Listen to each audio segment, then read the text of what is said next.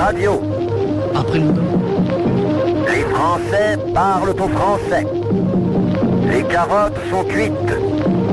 Les carottes sont cuites. Sud Radio Berkov dans tous ses états. 13h03 sur Sud Radio, l'heure pour nous de vous présenter ce face-à-face jusqu'à 14h. On va parler cinéma, culture, actualité, puisqu'André Berkov, vous recevez le réalisateur Laurent Firode. Sud Radio Berkov dans tous ses états. Le face à vous, auditeurs de Sud Radio, résistants de Sud Radio, on va se faire du cinéma. On va se faire du cinéma avec quelqu'un qui connaît la musique, c'est le cas de le dire, Laurent Firode. Bonjour Laurent Firode. Bonjour. Vous êtes réalisateur depuis au moins une vingtaine d'années. Vous avez travaillé, je rappelle, vous avez fait des films, des téléfilms, des documents pour France Télévisions, pour Arte, pour TF1, pour Canal+ aussi. Et puis, on va raconter aussi, d'ailleurs je vous avais reçu pour ça. Et puis vous avez décidé aussi de faire du cinéma un peu à la marge, et un peu beaucoup à la marge, et notamment des films qui ont beaucoup de succès. Le Monde d'après 1, 2 et Le Monde d'après 3, d'ailleurs on en diffusera des extraits. Et vous venez de sortir avec Bruno Lafourcade un livre tout à fait amusant, vraiment, et très instructif qui s'appelle Main basse sur le cinématographe. Alors ce cinématographe, justement, on va en parler parce que pour une fois, on en parle très peu de comment se font des films en France aujourd'hui. On a connu plusieurs périodes, on ne va pas remonter au grand cinéma de Prévert, etc., de Janson, justement, de tout des René Clair et compagnie, la Nouvelle Vague, etc., etc., et nous sommes en 2024. Et le cinéma, comme partout, c'est aussi une industrie, mais c'est aussi un art. Et apparemment, et dans votre livre, vous avez fait des chapitres tout à fait passionnants sur comment aujourd'hui ça se fabrique. Alors, dites-moi, vous avez commencé d'ailleurs par une chose formidable. Vous dites, le milieu du cinéma et de la télévision est encombré de mythes, de fables, de contes de fées. On peut en dresser une liste incomplète à partir de déclarations d'acteurs et de producteurs. Même si mes parents sont des stars, ils ne m'ont pas aidé à percer. Je cherche le contre-emploi pour me mettre en danger. J'aime prendre des risques. Tout ça, phrase authentique, hein. Les actrices ne trouvent plus de rôle après 40 ans. Le tournage, le réalisateur, les comédiens, tout était merveilleux. Faire un film coûte cher, la qualité est à ce prix. Les films ne bénéficient pas d'argent public. Alors ça, c'est très très beau. Le cinéma est une grande famille, comme beaucoup d'artistes, les acteurs sont fragiles. Mais je voudrais commencer par là. Quand on dit les films ne bénéficient pas d'argent public, alors comment ça se passe quand un producteur veut faire un film? Et aujourd'hui, est-ce exact quand on dit que le producteur qui fait un film, un long métrage, qui est dans les cinémas, que je schématise mais à peine, même s'il n'a pas un spectateur en salle où il en a 100 ou 200, il arrive quand même à se faire du fric dans la poche. Et c'est exact, Laurent Firode. Oui, c'est vrai parce qu'en fait, il n'a pas misé un seul euro de sa poche. Donc, pas un seul euro de sa poche. Ah bah non, rien, zéro. 0-0, vu que... Comment ça se passe? Comment il fait? C'est-à-dire qu'il y a les subventions d'abord, bien sûr, les subventions du CNC, on en parle beaucoup, mais des subventions également de régions, de territoires, voilà, il y a toutes sortes de subventions. Après, il y a toutes les obligations, justement, les obligations d'investissement des chaînes télé, donc Canal+. Vous voulez dire, les chaînes télé sont obligées d'investir dans Absolument. le cinéma, c'est ça? Elles sont obligées, donc notamment, principalement, bien sûr, Canal+, qui a le droit d'émettre à condition qu'il finance le cinéma français. C'était le deal à l'origine, et ça reste le deal. Donc voilà, donc il y a ça.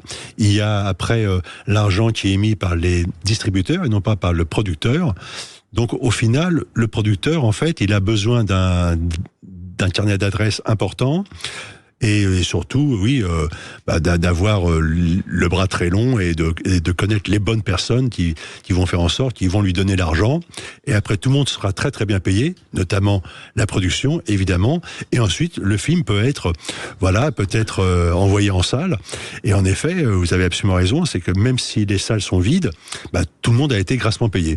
Donc c'est une opération tout le monde, absolument tout le monde. C'est-à-dire une fois que que ce producteur a financé tout le monde, a financé, a pu obtenir de financer tout le monde, il lui reste quand même une somme non négligeable. Ah oui. Même s'il n'y a pas eu un spectateur ou 10 spectateurs en salle. Après, évidemment, il sera très très très heureux si le film marche en salle. Bien sûr, il a entendu, bien sûr, ce sera un bonus. Mais néanmoins, même si le film est un échec commercial total, ça ne sera pas il ne va pas mettre en péril sa boîte. Alors, comment fonctionne en fait aujourd'hui, Laurent Firode, le monde du cinéma? On aimerait comprendre. C'est-à-dire, ça fonctionne selon que ce soit le casting, que ce soit le choix des réalisateurs, que ce soit comment? Parce que on a connu en France de très grands producteurs. Et il y en a eu, je pense qu'il y en a encore, mais comment ça fonctionne en fait? C'est-à-dire, tout est subventionné pratiquement, enfin d'une manière ou d'une autre, par le public et par le privé, tout est subventionné. Et il faut avoir quoi? Les réseaux, les connaissances, comment ça marche? Oui, il faut avoir les réseaux, les connaissances, et voilà. Et après, c'est ce qu'on appelle l'exception culturelle française, c'est-à-dire que l'État a mis en place plein de lois qui contraignent en fait beaucoup de groupes, qu'ils soient privés ou publics, à financer le cinéma français, qui, selon eux, sans cette manne de l'État, serait tombé dans l'oubli total. Je n'y ai pas sûr du tout après, mais voilà. Donc voilà, ça a été le jeu joué par principalement Jack Lang à l'origine. Oui, c'est ça. Alors oui, mais en même temps, on pourrait vous dire, c'est intéressant parce que on pourrait vous dire, mais regardez ce qui est arrivé au cinéma italien ou au cinéma espagnol. Enfin, il y a des choses. Quand ils vous disent oui, mais regardez, c'est grâce à ceci que le cinéma français continue d'exister et qu'il y a énormément de films qui paraissent. Sinon, ce serait comme dans d'autres pays européens. Parlons pas du cinéma allemand et puis ou suédois ou autre. Eh bien, il y aurait 10 fois moins de films. Oui, mais là, je suis à chaque fois étonné parce que c'est un peu un mythe qui est entretenu en France en faisant croire qu'en Europe, il n'y a pas d'autres films que les films français. Moi qui suis amateur, je suis plutôt un cinéphile averti. Il y a plein de films en Espagne, il y a plein de films en Allemagne, il y a plein de films en Italie. Donc voilà, ils ne sont pas... Bon, ils bénéficient également de subventions sous une autre forme, mais beaucoup moins franche et beaucoup moins contraignante qu'en France. Et néanmoins, le cinéma s'en sort. Je pense qu'ils ont essayé de renouer avec un public. On voit très très très souvent en Italie d'ailleurs des films qui marchent très très bien, qui sont des productions italiennes, qui ne sortent pas en France après coup. Mais il y a des films qui font des succès colossaux, bien plus importants que des blockbusters américains. Qui sont des films locaux. Et qui marchent très bien auprès de leur public, vous voulez dire. Tout à fait, parce qu'ils sont ciblés pour un public italien, ou espagnol, ou allemand. Et tant mieux, c'est formidable. De toute façon, là, on le voit aujourd'hui avec le film de Artus, qui marche très très bien, qui fait des entrées... Il s'appelle, j'oublie le nom, mais... Un petit truc en plus. Voilà. Un petit truc en plus. Qui a dépassé les 7 millions d'entrées. Voilà, donc c'est un succès. C'est fabuleux, ça. C'est formidable, c'est formidable. Donc il n'y a pas de star, donc... Je pense que ça. D'ailleurs, ce film-là, c'est quand même une très très bonne nouvelle parce que je pense que ça risque de remettre un peu les pendules à l'heure. Parce que c'est un film qui s'est fait avec peu de moyens, si je comprends bien. Très peu de moyens. Je pense qu'il a beaucoup galéré pour faire ce film. De toute façon, on l'a vu à Cannes, à quel point ils étaient honnis et c'était vraiment les bouseux. C'était la lead. C'était épouvantable. Oui, ils faisaient pas partie de l'élite. Non, certainement pas. Et néanmoins, le public a suivi. Donc j'espère qu'il y aura d'autres entreprises dans ce même genre. J'espère que ça va ouvrir un peu les yeux à d'autres producteurs et à d'autres personnes qui ont le pouvoir dans le cinéma français. Mais j'en doute un peu. Ils sont quand même tellement sur leurs privilèges c'est-à-dire que le monde du cinéma est un monde très réactionnaire. Parce que c'est un monde qui est gavé de privilèges, donc ils n'ont aucun intérêt à ce que ça bouge. C'est un entre-soi, vous voulez dire quelque part? Total. Entre-soi total. C'est-à-dire, on se connaît, entre réseaux, on se connaît, voilà. Et donc, si j'ai envie de subventionner, je subventionnerai tel plutôt que tel, c'est ça? Absolument, parce que ceux qui accordent les subventions font également partie du cinéma, donc en fait, ce sont des retours d'ascenseur, très, très, très, très, très souvent, et donc c'est pour ça qu'on voit toujours les mêmes têtes. Et voilà, ils ne cherchent pas. C'est-à-dire qu'il y a, à cause de cette justement exception culturelle française, il y a un gros gâteau qui est là, qui est destinés au cinéma. Donc c'est toujours les mêmes qui profitent du gâteau. Autour, il y a bien entendu une myriade de gens qui essaient de récupérer des miettes. Ouais. Et voilà, basta. Moi, en effet, à un moment donné, j'en avais marre de récupérer les miettes. Je me suis dit, tiens, je vais faire moi-même un petit cake à côté, quoi.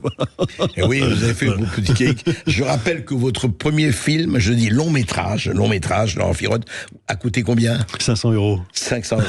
Vous avez fait un film avec un budget de 500 €. Oui, on va en reparler. C'est quand même incroyable. On va en reparler après cette petite pause. On va continuer à démonter la mécanique. Et puis vous aurez la parole 0826 300 300 pour réagir, pour parler cinéma, pour poser toutes vos questions. Et puis tiens, dites-nous ce que vous allez voir au cinéma en ce moment, ce qui vous intéresse. 0826 300 300. À tout de suite. Sud Radio. Parlons vrai. Sud Radio. Parlons vrai. Parlons vrai. Parlons vrai. Sud Radio, parlons vrai. Parlons vrai. Ici Sud Radio. Les Français parlent au français. Je n'aime pas la blanquette de veau. Je n'aime pas la blanquette de veau. Sud Radio Berkov dans tous ses états. Dans tous les états, mais le cinéma dans tous ses états, avec ce livre de Bruno Lafourcade et de Laurent Firode, main basse sur les cinématographes. Alors justement, je voudrais qu'on remonte à ça de la conception, au moment où il y a un scénario, une histoire, à l'accouchement en salle, puisque l'accouchement se passe normalement dans les salles étant la maternité. Mais en fait, c'est plus compliqué que ça. De bout en bout, parce que ça met du temps, c'est long, c'est un projet, etc. Mais qu'est-ce qui fait que il y a, vous me disiez hors antenne, Laurent Firode, il y a plus de 200 films français qui sortent par an. Voilà, officiellement. Officiellement. Ils sont agréés, ce qu'on appelle agréés par le CNC, c'est-à-dire qu'ils ont... Centre national du cinéma. Voilà, oui. Tout à fait. C'est-à-dire que le CNC accorde l'agrément à un film si ce film a respecté le code du travail du cinéma pour toute l'équipe technique. Pour toute l'équipe technique, absolument. D'accord. Il y a un code du travail spécifique. Voilà. Ouais. Absolument. Donc, il vérifie les comptes. Donc on peut avoir l'agrément, soit on l'a pas. Et si on n'a pas l'agrément, comme moi, mes films, en effet, n'ont pas obtenu l'agrément, vu que je n'ai pas respecté vraiment le code du travail du cinéma, tout le monde a été payé néanmoins après coup, mais sur le coup, non. Avec 500 €, c'était difficile. Je veux pas dire, pas évident ça. Ouais. Et donc, ça veut dire que mon film n'a pas été agréé, donc il n'est pas considéré comme un film français, en fait. C'est un film sans papier. Ah ouais, d'accord. Voilà. Ah ouais. Et il y en a combien de films sans papier comme ça, à votre avis ? Donc c'est difficile à dénombrer, non, bien entendu, mais moi, selon mes estimations, il y en a. Donc il y a à peu près, plus de 200 films qui sont faits par an, agréés par le CNC, et j'ai bien peur qu'il y en ait autant qui ne sont pas agréés. Et les malheureuses personnes qui ont fait ces films, qui ont souvent investi beaucoup d'argent, beaucoup plus que 500 €. Ouais. J'en connais certains qui ont mis de leur poche 50 000, 100 000 €, voilà, en croyant qu'ils allaient faire un succès énorme, et ils se sont heurtés au mur du système. C'est-à-dire que si tu sors de nulle part, on te barre la route. Donc ils sont restés avec leurs films dans les tiroirs. Alors, Laurent Firode, revenons à ça. Donc, comment se passe la trajectoire ? Il y a un sujet, donc j'amène un scénario, ou du moins est-ce qu'il y a une feuille de... Ça commence pas comme ça, en fait. Non, la grande majorité du temps, ça commence parce qu'il y a un producteur qui a le bras long, je parle pas parce qu'il y a beaucoup de producteurs qui essaient à tout prix de défendre des projets dans lesquels ils croient, mais en fait, ces producteurs n'arrivent que très rarement Et c'est quoi le bras long ? À faire des films. C'est-à-dire, ils connaissent parfaitement tout le monde à Canal+, à TF1, machin. Ils connaissent, ils ont le numéro de téléphone, ils dînent avec les stars chaque jour. Donc, forcément, ça devient beaucoup plus simple pour eux. Après, un film, souvent, vient d'un caprice, d'un désir, soit d'une star, d'un bankable qui veut tourner dans tel genre de film, donc il va passer une commande en fait auprès de ses amis producteurs, et ce producteur va chercher des scénaristes, des réalisateurs pour en fait plaire à ce caprice. Alors ce caprice peut être également celui d'un réalisateur qui a le vent en poupe, c'est-à-dire que c'est par exemple quelqu'un qui a eu la Palme d'Or ou qui a eu des prix importants, etc. On sait qu'il a carte blanche. Et si cette personne dit à un producteur j'ai envie de faire un film, allons-y, on le finance. Mais on ne sait même pas ce que c'est. Donc l'écriture du scénario, moi je me suis aperçu durant ma carrière que les producteurs qui arrivaient à financer un film, c'était ceux qui ne lisaient pas le scénario. Et quand carrément. Oui, carrément. Et quand je voyais un producteur qui lisait un scénario et qui me faisait des remarques très pertinentes, d'ailleurs, sur le script, j'étais quasiment certain, je commençais à avoir une certaine bouteille, que le film ne verrait jamais le jour. Et c'était le cas. Alors, mettons, producteur commande un scénario, commande les scénaristes, oui. Et après, ça passe comment ? Le jeu de loi, hein, le Monopoly, ça se passe comment ? Donc alors, déjà, donc en effet, si c'est une commande, par exemple, donc c'est pas d'abord un scénario, c'est juste un pitch, un résumé, une histoire. C'est ça. Donc on raconte l'histoire. Un pitch en 2 pages. Voilà, un pitch en 2 pages. Ouais. On voit si ce pitch plaît à la personne qui a commandé le film. Donc on lui dit banco. Après, on recherche avant tout des bankable, des gens qui ont, qui sont connus du public et qui, selon les financiers du cinéma, attirent les gens en salle. Bon, ça reste à prouver, hein. Mais enfin voilà, ça marche comme ça. Et après, donc on écrit le scénario. Et ensuite, comme déjà, je dirais, le film est carrément il est en route. Donc après, le scénario, je dirais, on va le lire, bien sûr, évidemment, on va le lire avec les comédiens, on va faire des lectures, mais c'est pas le scénario qui va emporter la pièce pour faire en sorte que le film se fait. Alors les étapes de la finance, comment on cherche le... Donc c'est-à-dire que déjà, si en effet, on a l'accord de quelqu'un qui a un poids important. J'ai l'accord, je sais pas, je dis n'importe quoi, de Marion Cotillard, par exemple, qui me dit « Ah oui, je suis OK pour faire ce film, tu me l'as raconté, je trouve l'histoire super. » Bon, après, ça devient beaucoup plus facile, parce que je demanderai à Marion, mais alors, à ton avis, toi, tu aimerais travailler avec quel producteur ? Je connais un tel qui est un ami à moi, je vais le voir, il va me dire « Dans mes bras », ce producteur va appeler Canal+, ils ont dîné la veille ensemble, ok, d'accord, on le fait. Mais personne ne parle du sujet, du film. Oui, on se dit, j'ai tel. Voilà.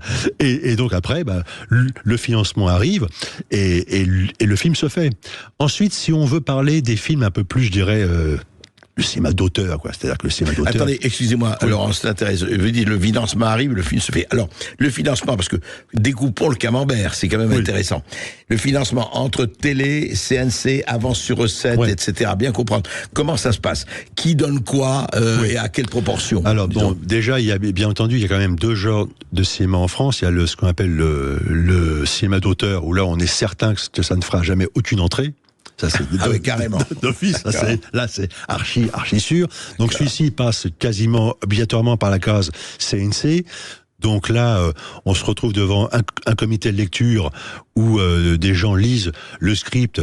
Si parmi ces personnes, il y a des amis proches avec qui on a déjà travaillé, etc., on est quasiment certain de l'avoir. Donc cette part du financement, elle va rentrer à peu près à 20% du budget. D'accord. Après, avec cette aide, ça amorce, je dirais, la pompe.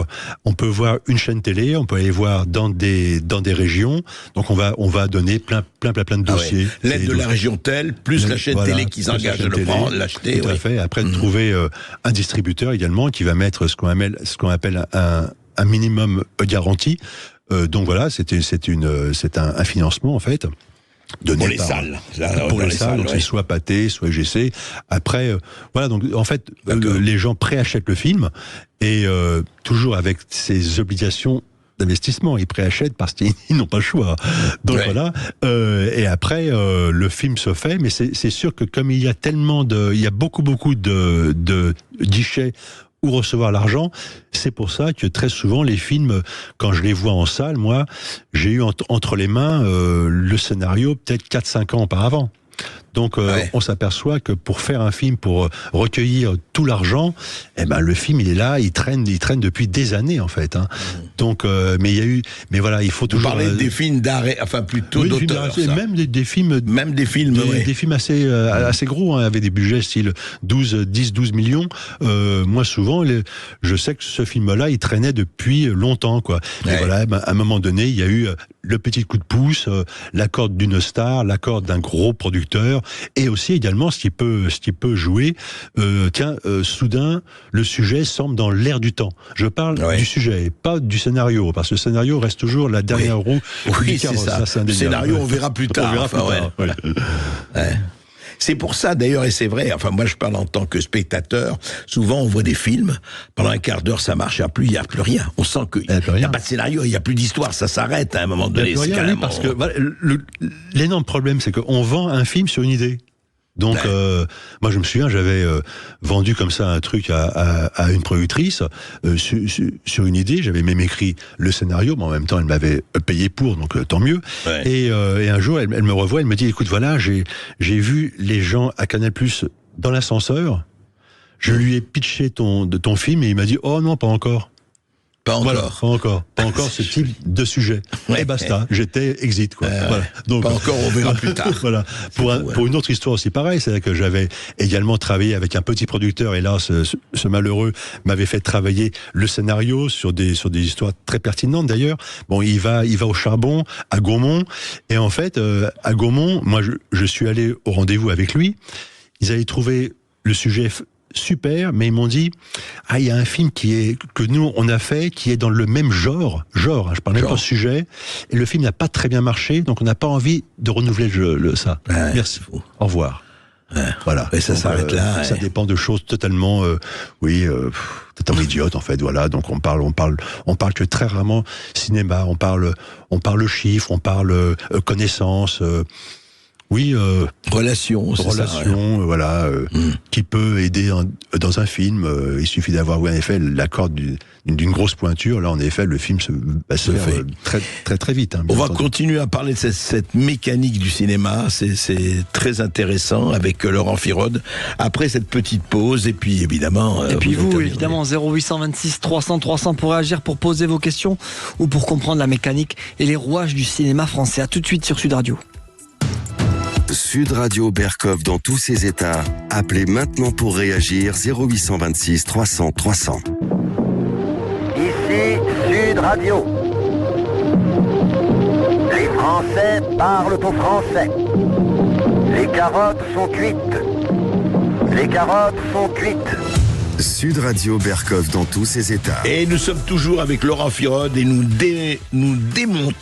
dénonçons pas, mais nous démontons la mécanique du cinéma telle qu'elle existe aujourd'hui, avec ce livre de Bruno Lafourcade et Laurent Firode, paru aux éditions de la Mouette de Minerve. J'adore ça, la Mouette de Minerve, parce que la Mouette de Minerve, elle crie beaucoup plus fort que les autres mouettes, c'est ça. Donc on va pas dire vos gueules, les mouettes en l'occurrence. Laurent Firode, je voudrais que les critères, effectivement, alors on a parlé des subventions, on a parlé des régions, on a parlé des distributeurs, producteurs, voilà, la chaîne, etc. Et vous avez expliqué qu'au fond, ce qui compte, c'est surtout d'être connu et d'être dans le réseau. Si vous ne faites pas partie du réseau, ça va être beaucoup plus compliqué. Mais surtout, et ça se remarque, c'est qu'on fait des films, quelquefois on se demande pourquoi on les fait, quoi. Il y a de très bons films français, c'est clair, on n'est pas en train de jeter le bébé avec l'eau du bain, au contraire. Il y a des films formidables, mais il y a des films, on se demande pourquoi ils sont faits, et bon, on comprend un peu pourquoi ils sont faits. Et ce qu'il y a aussi, alors aujourd'hui, enfin depuis d'ailleurs quelques années, est-ce que le politiquement correct, est-ce que le wokisme, est-ce que l'écologie, est-ce que l'environnementalisme joue un rôle non négligeable dans l'attribution, etc. Vous avez donné quelques détails hors antenne, mais... Oui, bien sûr. Par exemple, il y a aujourd'hui sur un tournage, on est obligé d'avoir des référents. Des référents MeToo, des référents... Des référents, ça veut dire quoi? Des gens... C'est une sorte de garde-chiomme, comme ça, qui est là, qui est sur les plateaux. Qui est là pour recueillir... Ah, vous voulez dire qu'aujourd'hui, il y a quelqu'un qui est référent, qui doit être sur le plateau? C'est obligatoire. D'accord. Et c'est quoi? Ça consiste à quoi, son métier? Ça consiste principalement à se tourner les pouces, hein, mais en fait, c'est voir s'il y a quelqu'un qui peut se plaindre d'un comportement qui serait inadapté. Ah oui, d'accord. Voilà. Ah oui, c'est tout le côté MeToo et compagnie, oui. Voilà, tout à fait. Et il y a également remarquez ça, c'est pas mal, voilà, mais un référent écologie aussi, c'est-à-dire que. Et c'est quoi alors le référent écologie? C'est voilà, il doit bien vérifier, il doit faire le calcul certainement très savant, de l'empreinte carbone du film. Ah, arrêtez, c'est pas vrai. Si, ça. C'est vrai, bah oui. Eh oui, non, il fait le calcul de l'empreinte carbone du film. Voilà. Intéressant. Oui, je ne sais pas comment il fait. C'est malheureux. Oui, c'est un calcul intéressant, faut voir. C'est un calcul intéressant.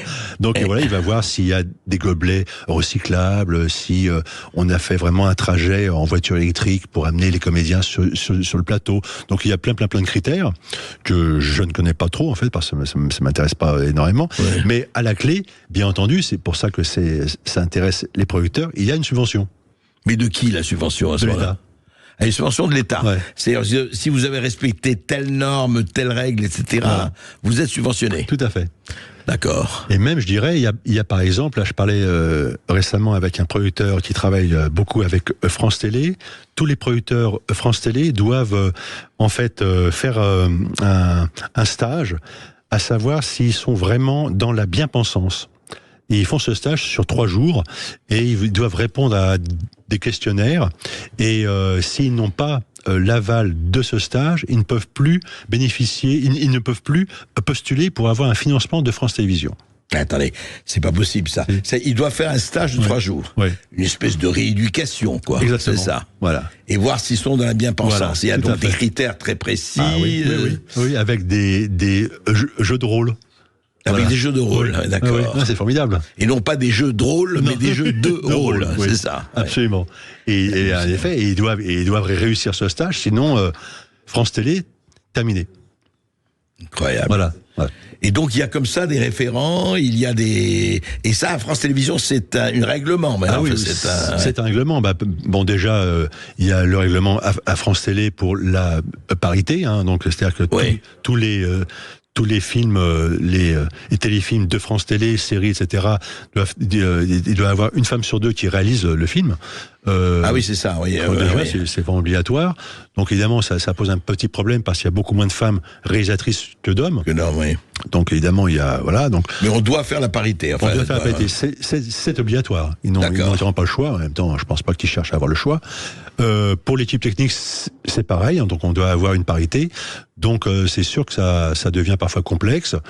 Mais voilà. De toute façon, je veux dire, quand on a entendu Delphine Ernotte dire les films qui sont produits par France Télé ne sont pas là pour montrer le réel, mais pour montrer le réel tel qu'il devrait être. Oui, montrer la France telle qu'elle devrait être, voilà, absolument. Voilà. Donc là, on a tout compris. Là. Et alors, dites-moi, et c'est ça qui engrange, parce qu'aujourd'hui, il ne vous a pas échappé, Laurent Firot, que nous sommes en période électorale. Oui. Et nous voyons les prises de position d'artistes. Ce n'est pas nouveau, les artistes se manifestent, mais c'est intéressant parce que on a l'impression d'une espèce d'extraordinaire distance entre leur manière de vivre et ce qu'ils prônent. Oui. C'est intéressant, ça. Et l'endroit où ils vivent, surtout. Et l'endroit où ils vivent. C'est toujours amusant de voir des stars qui vivent à Los Angeles dire « Non, mais j'ai peur pour la France. » Bon, après...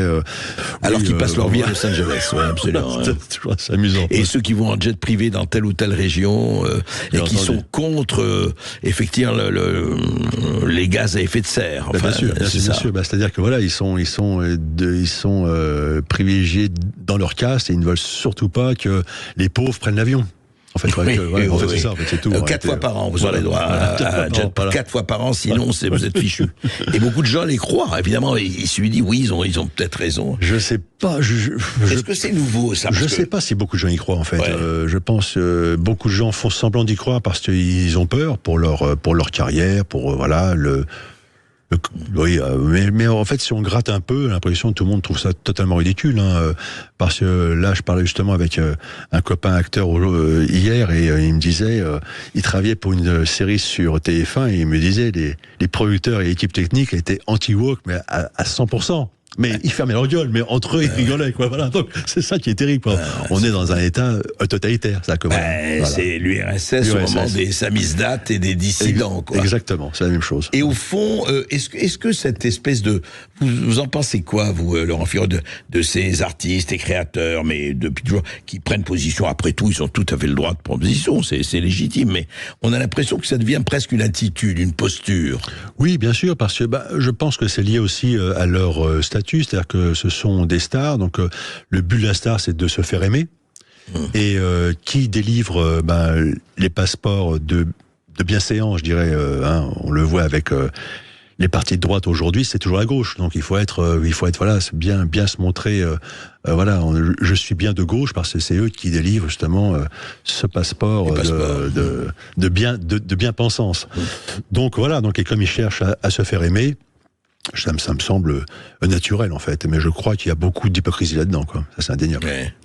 Et au fond, cette espèce de préférence, d'ailleurs, c'est intéressant parce que il y a quelque chose, un paradoxe qui m'a toujours frappé chez les artistes, c'est qu'ils sont absolument pour la préférence nationale en matière d'art, mais surtout pas en matière de société. Il dit c'est dégueulasse, c'est raciste, la préférence nationale c'est contre le racisme. Sauf pour nous. Sauf pour nous. C'est quand même formidable ça. Voilà, mais c'est comme quand... Moi je veux bien qu'on soit raciste maintenant. Pourquoi le cinéma français par rapport aux autres, quoi. Exactement, c'est comme, voilà, moi j'ai le droit de prendre l'avion, pas vous. C'est la même chose. C'est ça. Voilà, donc voilà, c'est-à-dire que tous les privilèges pour moi, ok, parce que je fais partie de l'élite, et les autres, les va-nu-pieds, rien. Débrouillez-vous. Débrouillez-vous. Ouais, c'est ça. Et au fond, c'est une situation que, pour vous, Laurent Firot, qui perdure, quoi, qui va perdurer. Oui, absolument, parce qu'il y a ces privilèges, il y a ce système de l'exception culturelle, de ce gros gâteau qui est offert au cinéma français chaque année. Donc c'est vrai, je ne vois aucune raison pour que les gens qui profitent de ça disent non, j'arrête tout. C'est impossible. Il faudrait être fou. Donc évidemment, après, pour que les gens autour puissent démolir ce système, c'est très compliqué, quoi. Mais en fait, ce système devrait être démoli, parce que quand les gens ne vont pas dans une salle, c'est-à-dire qu'ils en ont rien à faire. Enfin, après tout, c'est le peuple, hein. Je suis de gauche, je suis du peuple. Pourquoi ils vont pas voir ce tel film? Parce que ça les intéresse pas du tout. Au contraire. Et oui, mais ça ne compte pas. C'est-à-dire, vous n'avez personne en salle, on s'en fout, tout le monde a été payé, y compris le producteur, on s'en fout. Voilà. Et après, en effet, on peut accuser, on l'avait vu, il y avait une polémique sur Allociné, sur les critiques spectateurs. Il y avait des films qui étaient sortis, vraiment des films qu'on avait vus 1000 fois sur des sujets rabâchés par le cinéma français, sur la bien-pensance, l'accueil des migrants, etc., tout ça. Et en fait, ces films ne faisaient aucune entrée. Ah oui. Bien évidemment, il y a eu plusieurs films comme ça qui se sont fracassés. Mais ils sont néanmoins financés. Et comme les salles étaient vides et que les gens commençaient à le remarquer, voilà, on a attaqué des critiques soi-disant d'extrême droite qui avaient descendu le film sans le voir. Mais personne ne l'avait vu d'ailleurs. Donc c'était, voilà. Mais enfin voilà, donc c'est amusant. C'est-à-dire que c'est comme aujourd'hui. C'est-à-dire que si le vote est mauvais, c'est parce que le peuple, voilà, il ne faut pas changer ceux qui sont au pouvoir. Il faut changer le peuple. Hein, bien sûr, il faut le dissoudre, ce peuple. Il ne comprend rien. Il ne comprend rien.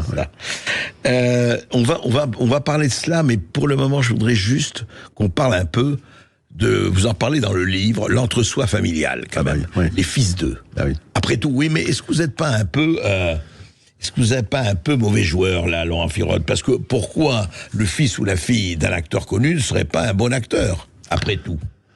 Non, bien sûr, évidemment, mais après, par rapport, c'est-à-dire qu'on en voit tellement, parfois on est fasciné par un générique où on voit en effet tous les noms qui correspondent à des gens connus, et on voit, voilà, mais c'est juste le prénom qui a donc changé. Donc on s'aperçoit que ce sont des fils et des filles d'eux. Donc après, est-ce qu'on peut leur jeter la pierre? C'est-à-dire que c'est quand même, c'est difficile, hein, évidemment. Parce qu'après tout, il n'y a pas de raison. Bien sûr. Mais après, là où on peut être un tout petit peu critique, c'est quand on entend ces filles et fils d'eux dire oui, ça a été plus difficile pour moi. Parce que je devais me faire un prénom. Ouais, c'est ça. Parce que le nom de mon père me pesait dessus. Voilà. Donc là, quand même, restons un peu humbles. Esteban, je crois que nous avons des... Ça réagit au standard puisque Guillaume nous appelle de Bordeaux, 0826 300 300. Bonjour Guillaume. Bonjour Guillaume. Bonjour. On vous écoute. Monsieur Berkoff.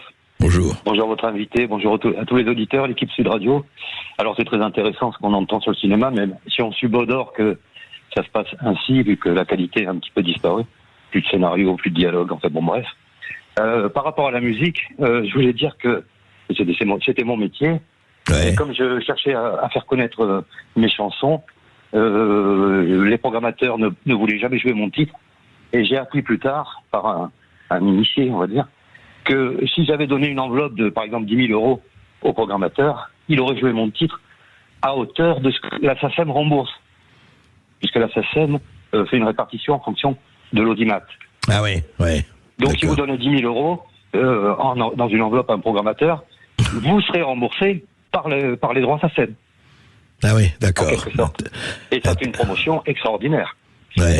D'autant que pour les gens qui ne sont pas au courant du système, ils ont l'impression que c'est le titre à écouter, le titre en vue, etc. etc. Oui, parce que le programmateur le met en avant, etc. C'est ça. Ouais. Exactement. Ouais.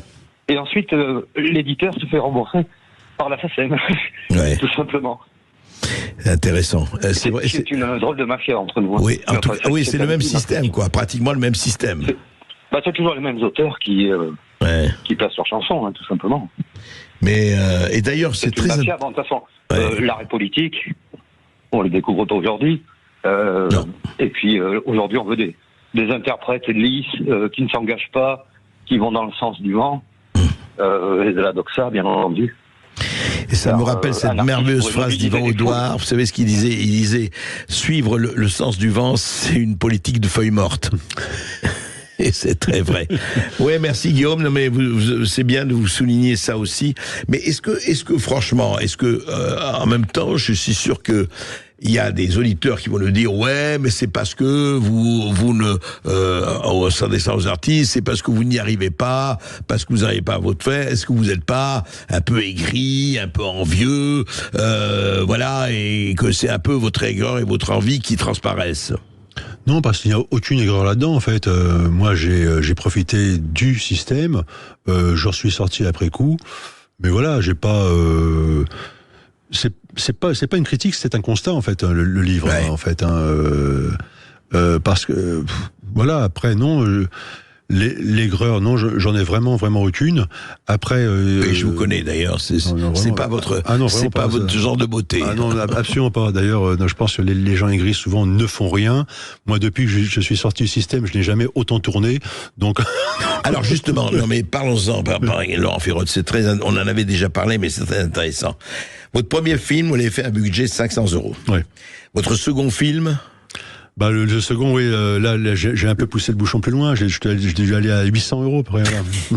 Oui, bon. Vous savez que quand je dis ça aux gens, ils n'y croient pas. Ils disent mais il raconte n'importe quoi. Là. Firot, inouï.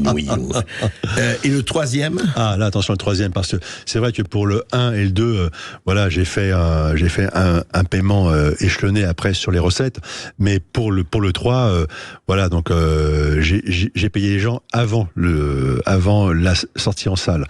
Donc celui-ci quand même m'a coûté plus cher, il m'a coûté 20 000 €.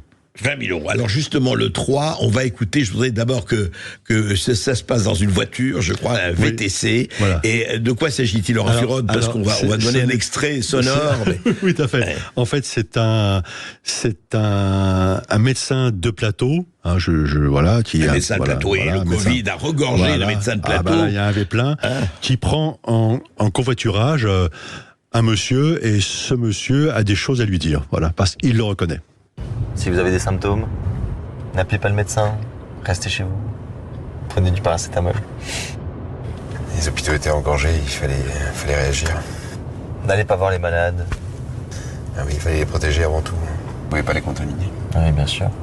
Aujourd'hui, nous décomptons 545 morts. Ah, vous le faisiez avec une voix là, et un ton. J'adorais ça. Ne sortez pas de chez vous. Restez enfermés. Voilà. Et puis le confinement, dans le confinement, c'était pas mal aussi, ça.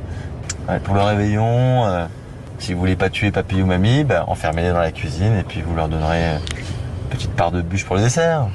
Voilà, c'était terrible. C'est quoi, je préfère me concentrer sur la route, si ça vous embête pas. Et oui, il vaut mieux se concentrer sur la route dans ces cas-là. Laurent Firode, je me rappelle quand j'ai vu ça, c'était formidable parce que, en fait, vous avez fait une espèce de miroir de la société telle qu'elle, mais dans des sketchs. Donc, voilà, tout à fait. Voilà. Et alors, justement, parlons de votre mécanique à vous, et il y en a d'autres. Comment ça a pu se passer? Qu'est-ce qui s'est passé? Vous avez commencé justement à les acteurs, le scénario. On va en parler juste après cette petite pause parce que ce que je voudrais dire, est-ce que c'est très important? Croire qu'on ne peut rien faire parce qu'on n'a pas, effectivement, les réseaux et tout ça, c'est se tromper complètement. On peut toujours faire. Laurent Firode est un exemple et il y en a d'autres. Donc, écoutez un peu, on va parler de cela tout de suite après cette petite pause. Et 0826 300 300 pour réagir, vous connaissez le numéro. À tout de suite sur Sud Radio, on est ensemble jusqu'à 14h. Sud Radio Berkov dans tous ses états, midi 14h. André Berkov. Ici Sud Radio. Les Français parlent au français. Je n'aime pas la blanquette de veau.